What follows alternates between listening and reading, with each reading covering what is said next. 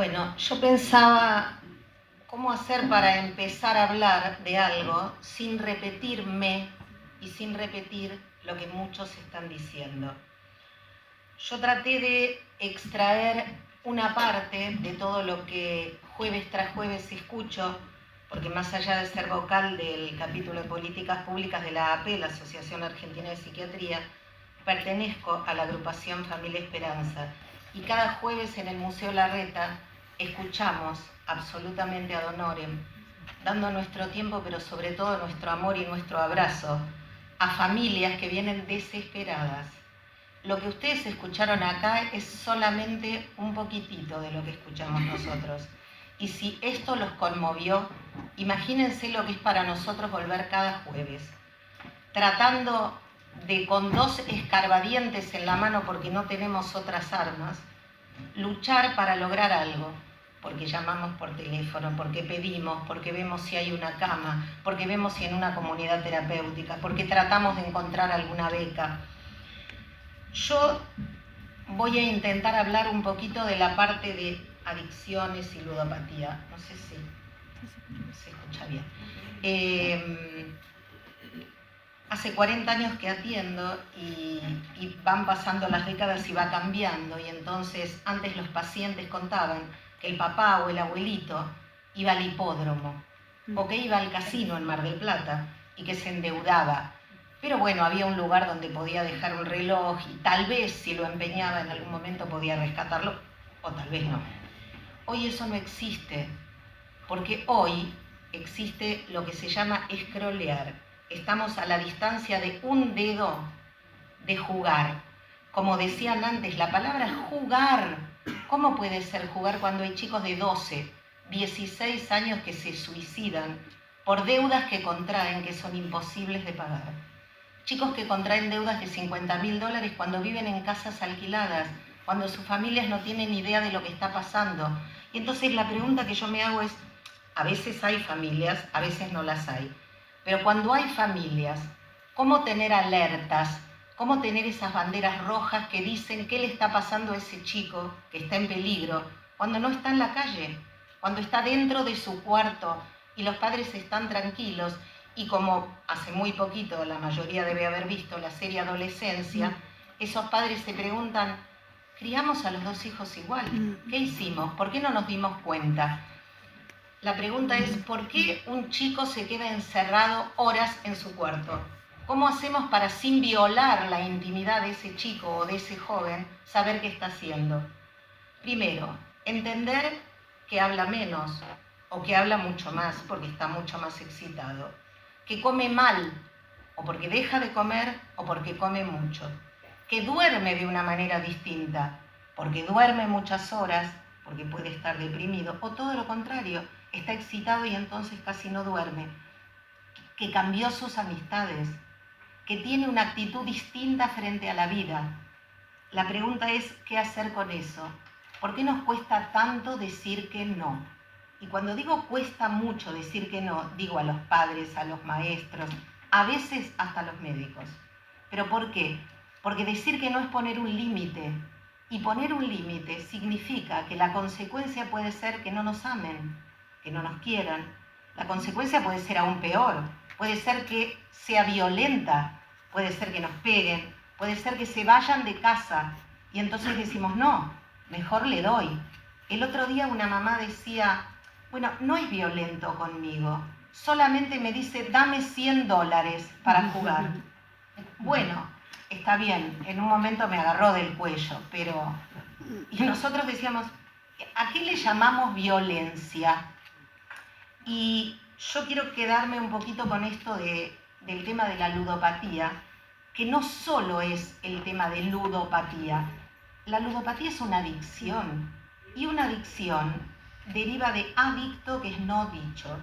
¿Y por qué de adicto? Porque deriva de adictus. Adictus eran los esclavos. ¿Y saben por qué eran adictus? Porque no tenían dinero para pagar su libertad. Eso le pasa a los adictos. No tienen para pagar su libertad y se endeudan. Y se endeudan para comprar droga, se endeudan para jugar. Pero lo que tiene de bueno, entre muchas comillas, el juego, al que llaman juego y no apuesta, es que les da dinero. Te regalamos 50.000 pesos para la primera apuesta. Imagínense un chico que nunca accedió a ese dinero. 50.000 pesos es un montón. Claro, el dinero no existe en realidad. Lo que le ofrecen es que siga apostando. Y sigue, y sigue, y sigue. Porque la adicción es una enfermedad de falta de límites. Porque no hay límite. Lo que hay es un exceso. Entonces, en la ludopatía, como en cualquier otra adicción, lo que hace falta son palabras. Lo que hace falta es diálogo. Nosotros naturalizamos no solamente el juego online, el casino online, sino que todos los chicos, o la mayoría, tienen en su teléfono una billetera virtual, porque es la manera en que viajan, porque es la manera en que se compran un alfajor en el recreo, porque es la manera en que pueden ir a comer con un amigo una porción de pizza. Pero ojo, porque también es la manera de poder controlar qué hacen con ese dinero.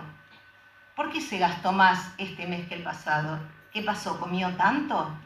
Bueno, de la misma manera, controlar el diálogo, los gastos, esa soledad, ese momento tan íntimo de estar todo el tiempo metido dentro de sí. Eso nos está diciendo algo. Y por favor, escuchemos esa no palabra que también está diciendo algo. Ahora, yo me pregunto esto. Hablamos sobre la ley, hablamos sobre los artículos de la ley. Yo no voy a referirme específicamente a eso, si bien los que me conocen saben que soy una impulsora de las modificaciones que hay que hacer con esta ley. Lo que yo me pregunto es, ¿por qué alguien es capaz de llamar a una persona fisura?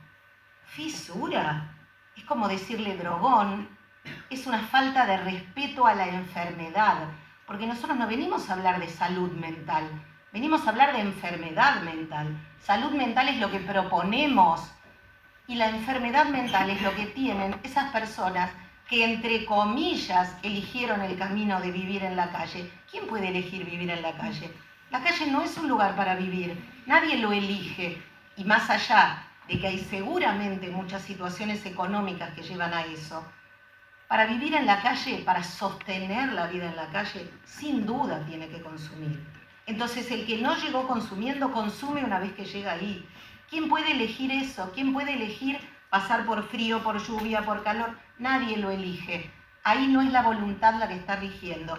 Entonces, lo que yo me pregunto es, si lo primero que defendemos cuando hablamos de la ley son los derechos humanos, ¿cuáles son los derechos humanos del hijo de Pili? ¿Cuáles son los del hijo de Pato? Que además de haber estado en la calle está preso y estamos desde el día 24 preguntándonos si le hicieron la evaluación interdisciplinaria. ¿Y quiénes firmaron? Porque, ojo, hacen falta 2 firmas. Puede ser un trabajador social, puede ser un musicoterapeuta, ¿por qué no? Ahora, la pregunta que yo me hago es, ¿esas profesiones no son valiosas? Sí, ¿cómo no? Claro que sí. Todas hacen falta. Pero cuando se rompe la canilla yo llamo al plomero, yo no llamo al gasista. Entonces, el único, indispensable, es la firma de un psiquiatra. Ahora, de un psiquiatra que no tenga miedo, de un psiquiatra que se anime, de un psiquiatra que sepa que lo van a acusar, de un psiquiatra que dice, la verdad que no vale la pena ni por lo que gano, pero no solo por lo que gano, sino por cómo me describen los demás, que soy un torturador, un internador compulsivo, porque a un chico que solamente juega online lo vamos a internar. Porque saben una cosa, esa consulta de chicos menores de 12 años, que llegaba, pero exageradamente una cada meses, hay 2 por semana, chicos menores de 12 años. ¿Saben por qué? Porque el juego, el alcohol, las bebidas energéticas y la marihuana están absolutamente naturalizadas.